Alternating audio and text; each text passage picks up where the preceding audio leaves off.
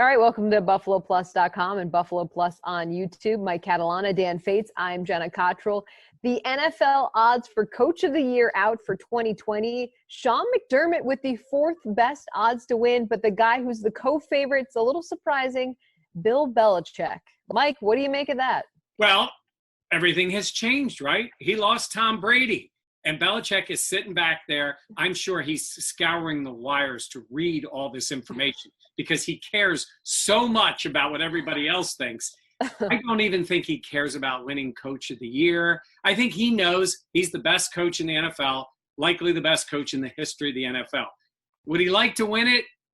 I guess, but I don't think he would really care. But to me, it's less about him winning it and more about the perception of why he would win it.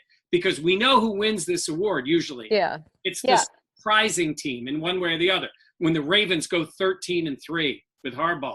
Or the Bills, Mcdermott was a finalist last year. So that part to me is more interesting than hearing Bill's great acceptance speech when he wins. Oh, that's definitely coming. Well, I will say, I can't. On Snapface, right? No, I mean, it's been nearly a decade since Belichick has won. I think the last time was 2010. Dan, I mean, what are our expectations then? And where does Coach of the Year have to be? Well, it's funny, Jenna, we've kind of talked about it, that you need to get to 11 wins. No coach in the last 10 years has won the Coach of the Year award without getting to 11 wins. That's the smallest goal. And that's what is confusing to me when I see that Bill Belichick is a co-favorite with Mike McCarthy, because I can see the Cowboys getting to 11 wins. I really can't see New England getting to 11 wins. So it's kind of surprising, especially when are they just kind of saying that now that Brady's gone, if Belichick exceeds expectations again, now that says how great he is, Mike? Yeah, you mean when the greatest quarterback of all time leaves your team. Leaves the greatest coach, yeah. And still plays. And look, and I think people have really downgraded that roster because I think we all watched them last year and thought, well, the defense was really good. Yeah. And when Brady played well, like he did against the Bills, they could at least be sort of passable on offense. They were never really good. So nobody thought that was a great team, and they still won the division and made the playoffs. I mean, for them, that's not as big a deal. But, yeah, I think they could be that team. I think what's the over-under on wins for them is 9 for this year. 9. But honestly, it's the same as it is for the Cowboys at 9 wins. So, it's tough when you start putting teams in double digits, for wins. So it's all just a big setup for Bill to win his first in a decade. I love it. The long game. All right. Now, I think we should get into the fact that Sean McDermott has the fourth best odds. I mean, I know last year he was, a guy that a lot of people talked about as well. But I feel like this year with the expectations a lot of times raised for the Bills, I'm kind of surprised his odds are still at fourth best. I'm with you. I think it's a little surprising because you are talking about a playoff team. So now, if the Bills went out and won 13 games this year, that's how you have to do it, right? I think if you're Sean McDermott. We all believe, I think the three of us believe, the Bills could win 9 or 10 games this year and be much better of a team than they were a year ago. But I don't think that wins it for them, right? Because the Bills are right now the slight favorite in the AFC East, but they are the favorite, and the national media is just jumping on board, which I do think hurts a guy winning Coach of the Year, right? If everybody starts picking the Bills, then it's hard for Sean. And by the way, I think, that guy is obviously focused. Yeah. But I think Sean McDermott would like to win Coach of the Year. I think he would love it for his whole staff, the whole process, all those things. I don't think he's really focused on it as like a goal for this year.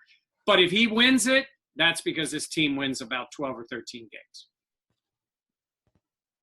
Dan, your thoughts?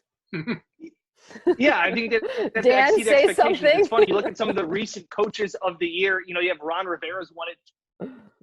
Am I there? You're there. Yeah. Okay. My internet connection is unstable. Well, what do you know?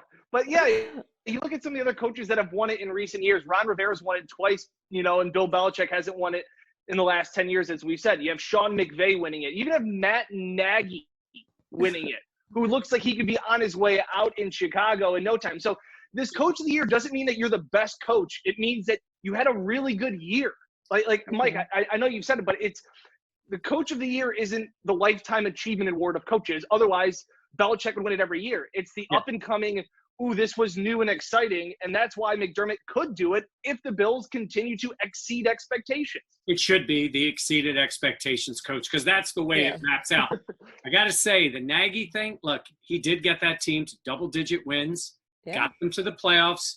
They lost the double-joint game against the Eagles. He had Mitch Trubisky, and there was hope for the Bears, saying going into this season, Bills fans. Yeah. I'm saying you had an offensive coach. Now, I think Josh is a better quarterback than Trubisky. But what I'm saying is all of a sudden when that focus got more on – Let's hope so. Yeah, but I mean, there was a lot of thought about Trubisky. Yeah. He did have that team in the playoffs. And let's be honest, that game against the Eagles, he should have won the playoff game. He drove them in, which should have been the field goal to win the game. And they didn't win. So believe me, I'm no Trubisky guy, but I'm saying is that's the way it ended up being for Nagy.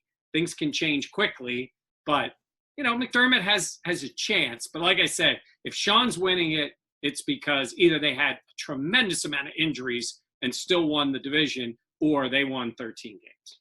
Yeah. It'll be interesting to watch and see how this all plays out. Make sure to subscribe on Buffalo Plus's YouTube page. Thanks for watching. For Mike Catalana and Dan Fates, I'm Jenna Cottrell.